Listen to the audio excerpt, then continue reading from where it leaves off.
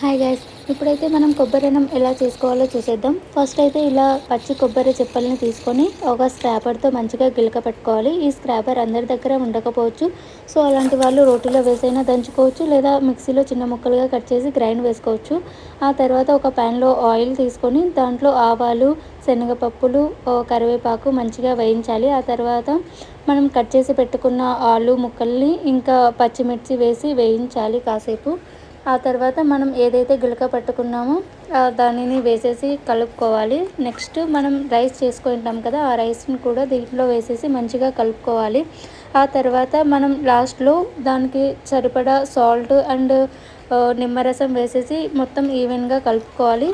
ఇది lunch box రెసిపీగా మంచిగా ఉంటుంది, మనం ఆఫ్టర్నూన్ తినడానికైనా. సో ఇప్పుడైతే మనకి కావాల్సిన కోకోనట్ రైస్ ఈజ్ రెడీ.